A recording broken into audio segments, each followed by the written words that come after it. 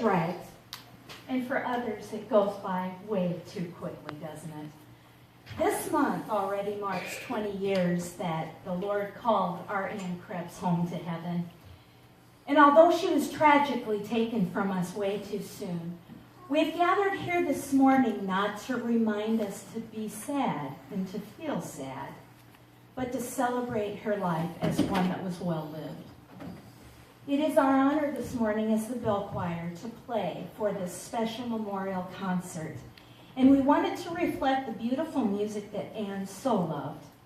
And we hope that in hearing this music, it will uplift your heart and put a smile on your face as you remember the wonderful, wonderful memories that Ann left us. This morning, before we get started, I'm going to have Joe Samuels come and read a tribute to Ann. Joe, if you'd come forward.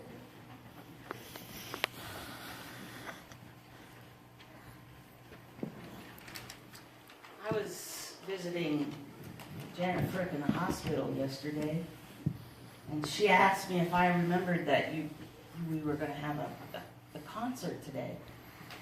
And I said, yes, I did. And I said, do you have something you'd like to say? And she thought for a while, struggling against the tears. She said, Ann taught me how to love God. And when we were 4-H leaders together, she taught me how to love my kids. Now, I think she meant her 4-H kids. But I'm not real sure. But she went on and told a funny little story. And she said, I'll never forget when Ann and I were teaching the girls how to make yeast rolls. And she said some of them fell on the floor. And when they fell on the floor, the two leaders made the girls pick them up and eat them anyway. And she wanted to make sure everybody knew that little story in loving memory of Ann. This weekend, Ann's family gathered together, and many of them are here with us this morning. Not only are the family members here, but there's very dear neighbors here, and also some friends here this morning that are here to support Carla, Keith, and Carolyn. And if you would like to stand, we would love to so recognize you and welcome you here this morning. Thank you.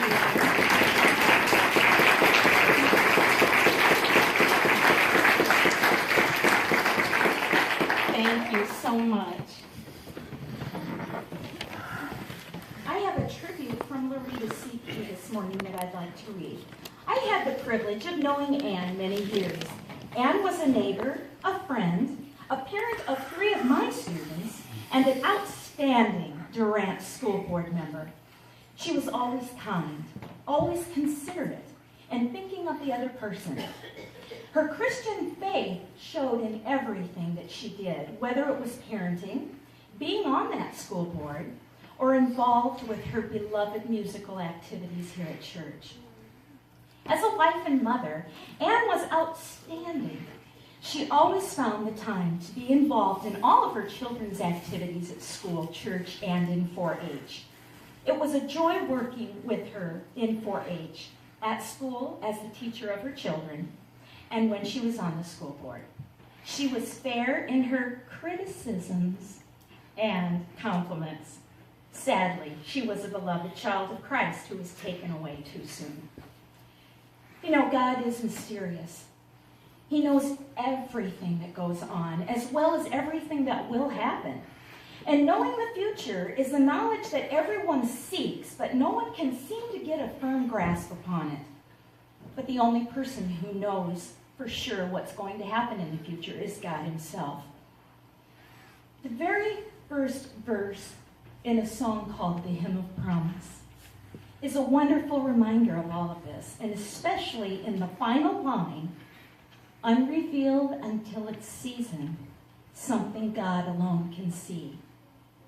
This reminds us that in the right time, everything will be revealed to us by God. But until that moment, we must be patient and know that he has something planned for each one of us.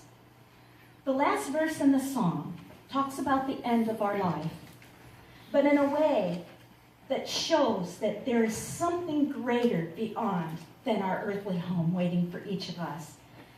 That in our death, we will conquer the grave and join our Lord in heaven above.